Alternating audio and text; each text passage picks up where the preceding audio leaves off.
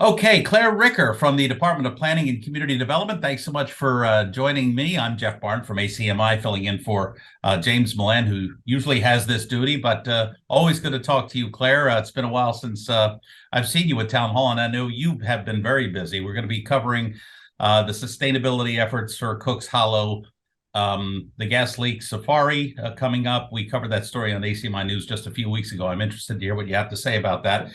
New transportation planner, a few transportation projects, including Chestnut Street. First, let's get started with MBTA Communities. That's been the discussion around town on different platforms. So I know you have something to tell the residents of Arlington. Sure, I sure do. The work on MBTA communities continues, and it's a challenging project, but it's pretty exciting to start to get some results and be able to see what that sort of looks like in Arlington and in the built environment. So we, after our first big public meeting in March, we did offer a survey to the community. We received about over a thousand responses to that survey, which is really, really great, especially for, a housing and zoning item, which is, so much about potential and not necessarily about, what is going to go in immediately. It's kind of hard to wrap your mind around. But from those series of questions, should we focus, maybe on some commercial centers? Should we focus on areas that are transit rich? Should we, focus on areas that are close to open spaces? Those sorts of questions that were in the survey, we've been able to work with our consultant UTEAL to put them down on a map and show a couple of drafts of what this may look like, as a zoning, as a zone, in Arlington, and what it would look like in the zoning bylaws. So the working group has been working with those initial diagrams and a little bit of the survey data that we have that we're also looking to share with the community. But we'll be doing all of this in a public meeting on June 8th. 7:30 p.m. in the community center on the second floor. And what we'll be looking to do in that meeting is sort of give some finer grain, more qualitative results from the survey, stuff that people said, as well as go over the rules for the MBTA communities, all of the state-defined rules, and then not allow the public, but join the public with some different maps, ones that show what UTEAL, our consultant, came up with, and ones how we can build off that to really put together a zone that reflects the context of Arlington. So I'm very excited about the public meeting coming up.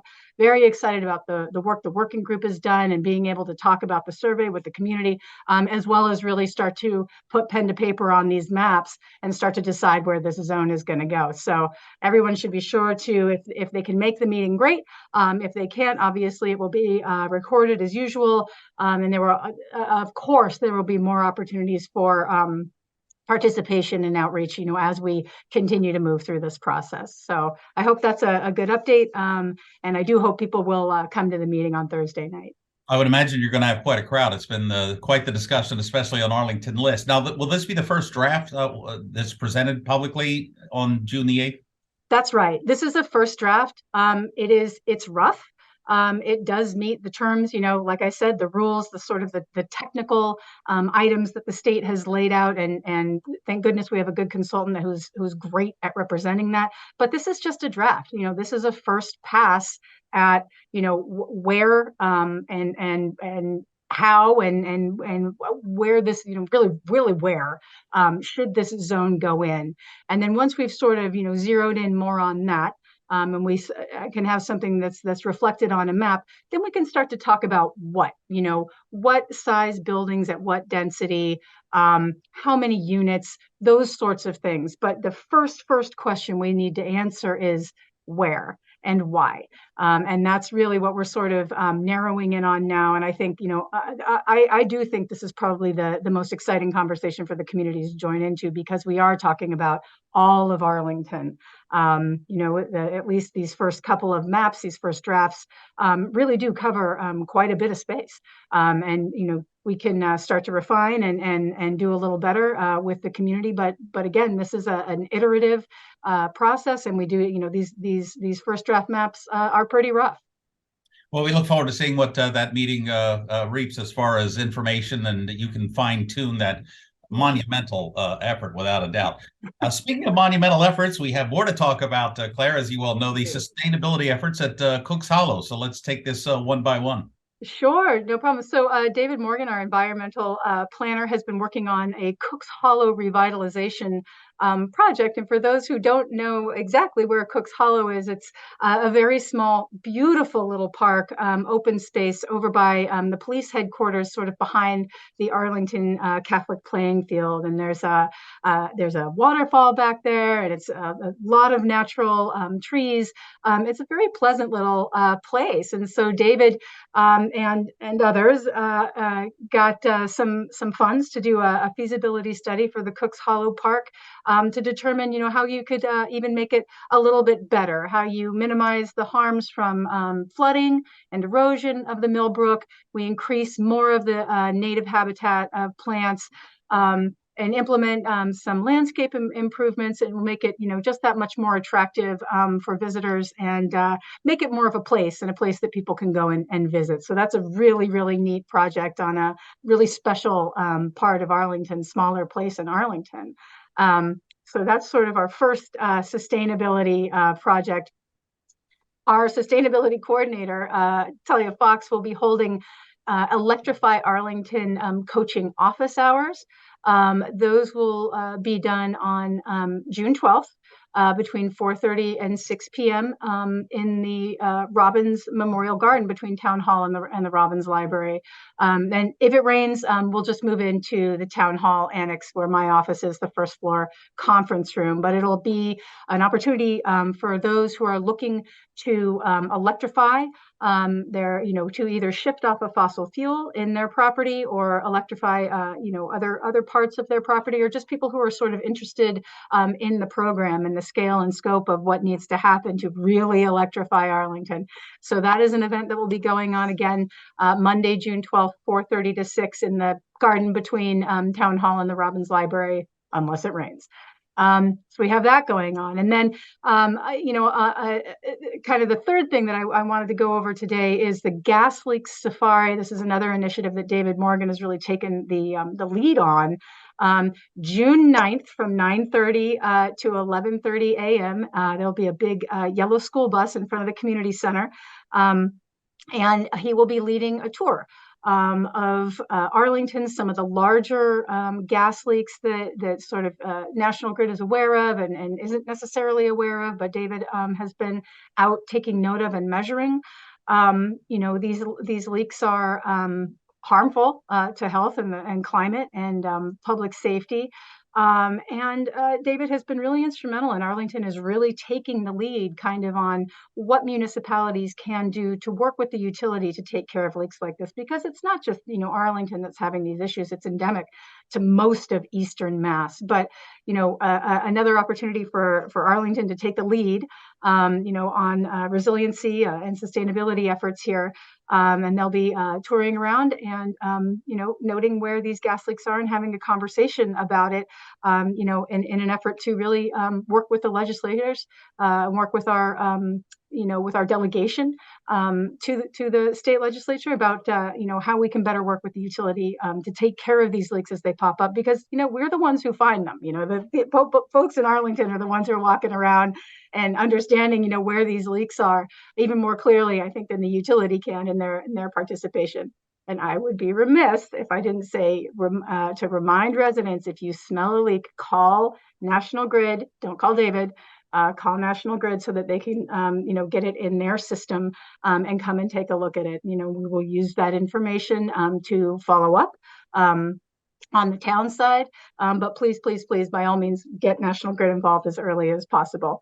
So yeah, we have a lot going on in our, kind of our sustainability and resiliency mini departments of the planning department. There's one more thing I did want to share, and that is that our new senior transportation planner has started.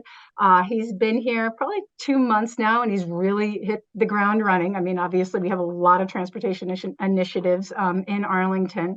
We're also promoting another opportunity to engage We will be having a Complete Streets Prioritization Plan update public meeting. That will be on June 15th at 6 p.m. And it will be remote. And this project is to update the Complete Streets Prioritization Plan that we haven't had a look at since 2017. So it's been about 5 years. We're sort of right on time with this. We received a $38,000 grant from MassDOT to do this work. We're working with MAPC and with Kittleson on this. And so in December, I did a tour with Kittleson and MAPC to look at some of these intersections and some of the priorities from the 2017 plan. We've done a lot of work on that plan, and it's time for us to find some new places to do the work. So we surveyed, as we always do in February 2023. We released a resident survey.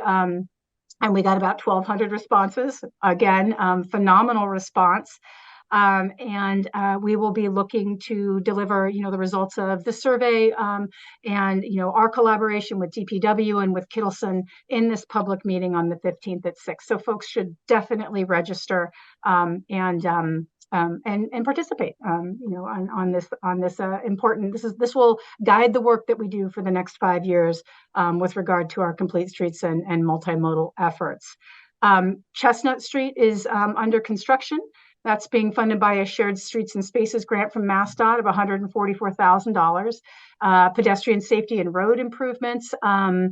The estimated completion date is the end of June, weather permitting. And they've also, as part of this project, they've redid the sidewalk in front of the shops that are adjacent to Whittemore Park and the Jefferson Cutter House. Those were inaccessible. And so as part of this project, we went through and put in new concrete sidewalks with accessible ramps and just sort of, so people can really actually get into these businesses, and frequent them. Whittemore Park Phase 2 is completed. And we will be having a ribbon cutting for that. So stay tuned. That'll be other information that I have for you, maybe in my next update. But the Whittemore Park project is done. It looks beautiful. And we're looking forward to cutting the ribbon on that and also on Chestnut Street. So just a lot going on at DPCD as usual. Yeah, you have a lot of initiatives going on, ribbon cutting, surveying. Claire, do you sleep ever? I'm just curious. I do. I like to say I sleep in the commute on the way back and forth from my house. As long as you're carpooling. That's yeah. I would be remiss for not offering to so many thanks to Kelly Lynema, who has moved on. My assistant director, talk about not being able to sleep, who has moved on to work at the Northern Middlesex Council of Governments, a regional planning authority that works in the Merrimack Valley. So, many thanks to Kelly for her years of service, and obviously, what an asset that organization will have. But we'll miss her. We are hiring for a new deputy director, and send someone my way if anyone knows. Without a doubt, we'll put the word out. And she was great to work with, as are you. And do you have anything else to add? My goodness. I do not at this time. You had a full plate this week. Kudos to you, especially with the gas leak safari. It's great that the residents are engaged in this, that you are being proactive in this, because Arlington, the infrastructure is old, the layout is old, the network is old. So you have to be on top of this to avoid anything that could be coming down the pike that would be most unpleasant. So absolutely. Kudos to you and David and everybody else there. Boy, take the rest of the day off, Claire. I don't know. I'm just tell Sandy I said so. I'll let him know. All right, sounds good. As always, it's a pleasure to talk to you. Hope to talk to you in person sometime down the pike in the very near future. Maybe I'll see one of the ribbon cuttings. Sounds great, Jeff. All right, Claire, always a pleasure. Take care and have a good rest of your day. Bye-bye.